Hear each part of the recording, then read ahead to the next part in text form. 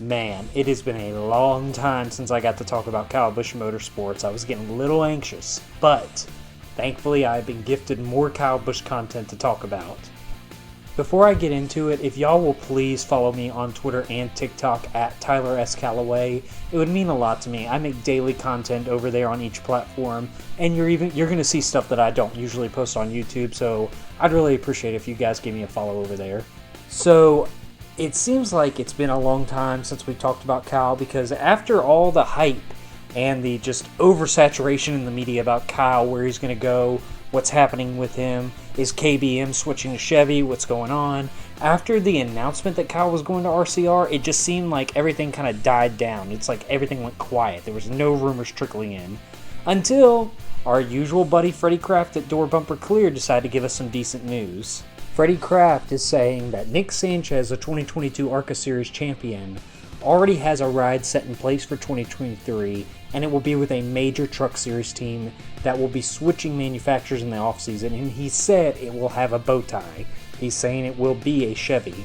And while this is not concrete evidence, the way it was framed and all the clues would lead you to believe he's talking about Kyle Busch Motorsports, which makes a lot of sense because Nick has been competing with the Richard Childress Racing affiliate car at Big Machine Racing in the Xfinity Series this season, and he's been pretty solid in that, so it's not shocking that RCR might be looking to add him to their development ranks. Obviously, this is a rumor.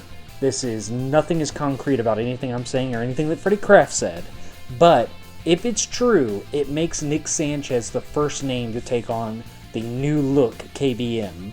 And in terms of career opportunities, it doesn't get much better than this. I mean, don't get me wrong, I just talked about last week how I don't think the Truck Series is the best place to develop young talent, but for a guy with no sponsorship, you really can't pass up a top-tier ride, and I think Nick is a really solid prospect. And while he's not like a phenom-level guy, he's definitely shown flashes in the Xfinity Series this season when he's raced for Big Machine, with an 11th and 12th place finish at Texas and Las Vegas.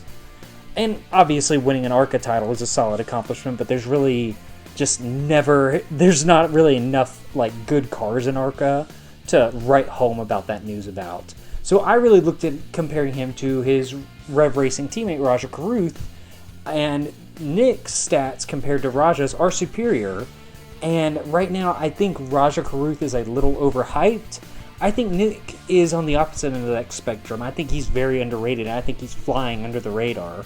I mean, he's accrued 3 wins in ARCA this season with an average finish of 6.3. And to me, while 3 wins in ARCA isn't amazing, he pretty much had to, battle with all these other guys, these guys that aren't really regulars in the ARCA series, for those wins. And they're really the ones that gained most of the wins that he did not grab. Guys like Corey Heim, Brandon Jones, Taylor Gray, and Sammy Smith, all of which had better equipment and, for the most part, better experience outside of somebody like Taylor Gray, who's still pretty young. But when I look at what Nick has done, I'm excited about his future and what he brings to KBM. I think that Nick Sanchez is a talent on par for what Kyle expects out of his truck team, but I also have tempered expectations with him.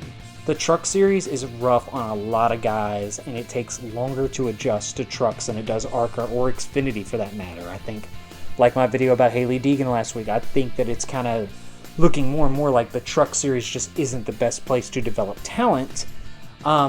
But while Nick is talented, I don't think he's going to come in and light the world on fire in trucks for those reasons. I also think we should expect some growing pains from KBM as an organization with their switch from Toyota to Chevy.